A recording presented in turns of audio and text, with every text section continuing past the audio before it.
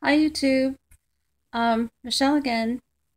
I'm going to show you my attempt at making a perfect BLT, the famous bacon, lettuce, and tomato sandwich that was actually created in the United States, or whatever. But it's world famous now, and everybody likes them, and everybody has a different opinion of how they should be made, and with what type of bacon and stuff like that. And so I'm going to show you what I'm using. Now, I've made these lots of times before. Sometimes they pass and sometimes they fail, depending on what I do. So, anyhow, what I want to show you the ingredients are in this. It's going to be a simple sandwich. I'm not going to complicate it by putting cheese in there or trying to make a grilled cheese BLT or anything like that, because they get slidey. And I love to have mayonnaise in my BLTs. So I have this pre-cooked bacon that I cooked in this pan.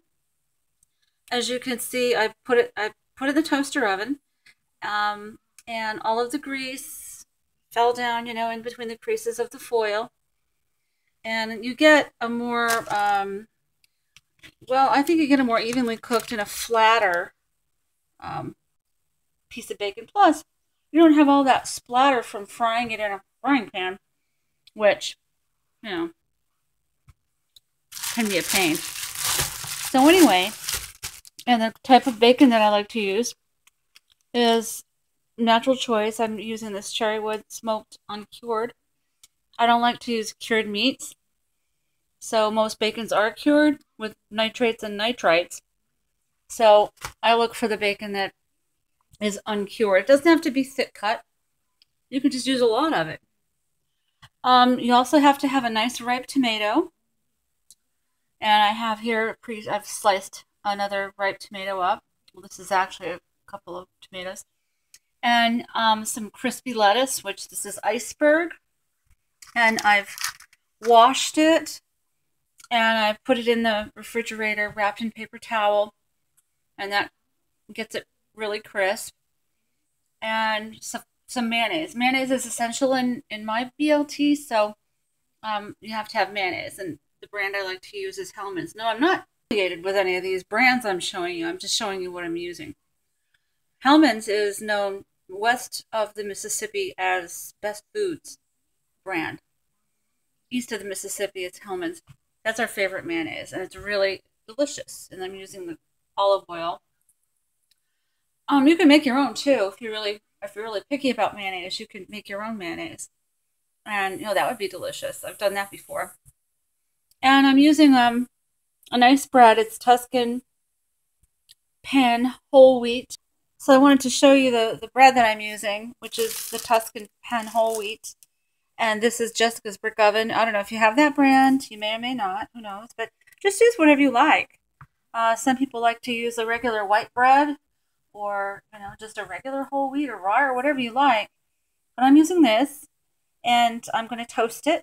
I'm making 2 sandwiches, so I've got 4 slices of bread here. And this is fairly large slices, so you can see I've got a lot of bacon too. So I'm going to toast these, and then I'm going to show you what I do after that. Okay, so I want to show you the stage of my BLTs. I've lightly toasted the bread. I don't give it a dark toast, but I lightly toasted it so it has some crunch to it. And I slathered on the mayonnaise on each side. I like to slather mayonnaise. I think BLTs taste a lot better if you can taste the mayonnaise too. So I did put a lot of mayonnaise on there. So that's that stage, and then I'm going to layer it up, and I'm going to show you. But I can't do it while I'm holding my camera phone because it's just a little awkward. So I'm going to show you as I layer on each part of the sandwich. Anyhow, there's the bacon layers. I don't like to skimp on the bacon because after all, it is a BLT. It's a bacon, lettuce, and tomato. I don't like to skimp on anything, actually. So I'm layering them in that order, bacon, lettuce, and tomato.